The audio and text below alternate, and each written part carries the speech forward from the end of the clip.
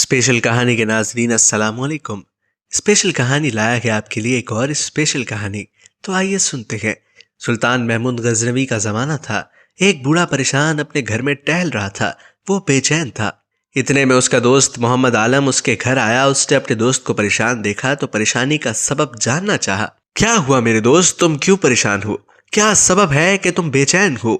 اس پر بوڑھے شریف نے کچھ کہنا چاہا لیکن پھر کچھ سوچ کر رک گیا اور پھر ٹہلنے لگا۔ کیا بات ہے؟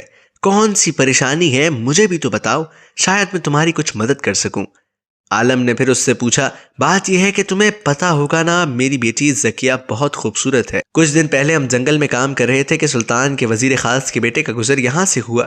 وہ جنگل میں شکار کرنے آیا تھا، اس نے میری بیٹی کو دیکھا، اسے وہ پسند آ گئی۔ اس نے مجھ سے کہا کہ وہ 5 دن بعد آئے گا اور میری بیٹی کو لے جائے گا۔ تب سے میں بہت پریشان ہوں۔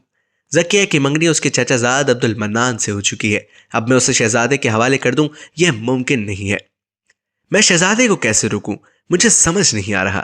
شریف کی آنکھوں سے آنسو گرنے لگے۔ عالم نے ہمدردی سے اس کے کاندھے پر ہاتھ رکھا اور بولا، بات واقعی پریشانی کی ہے میرے دوست۔ کیا تم سلطان کے پاس درخواست لے کر گئے ہو؟ نہیں۔ اگر لے کر جاؤں بھی تو کیا سلطان مجھ سے انصاف کرے گا؟ اور جب سامنے اس کے وزیر خاص کا بیٹا ہو، ممکن ہی نہیں۔ بوڑھے شریف نے مایوسی سے کہا، نہیں، تم مایوس نہ ہو شریف، سنا ہے سلطان بہت انصاف پسند ہے۔ اس نے کئی غریب اور مسکین لوگوں سے انصاف کیا ہے۔ تم ایک بار آزما کر دیکھو۔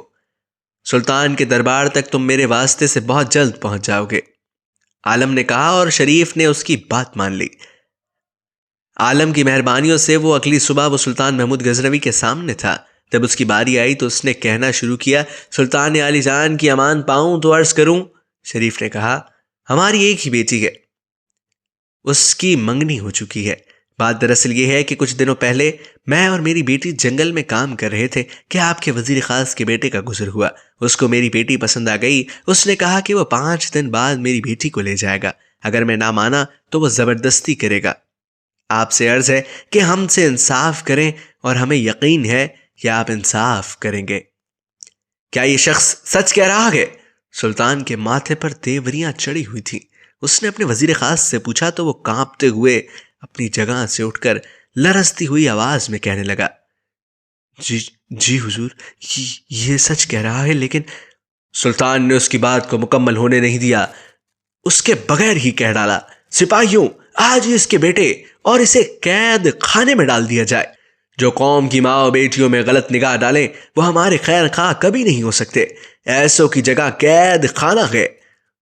سلطان کا چہرہ سلطانی جاہ و جلال سے دمک رہا تھا۔ بوڑھے شریف نے شکر گزاری سے سلطان کی طرف دیکھا۔ اس کی آنکھوں سے خوشی سے ایک آنسو گر پڑا۔ کاش ہمارے ملک میں بھی ایسے حکمران آ جائیں اور غریبوں کو انصاف مل سکے۔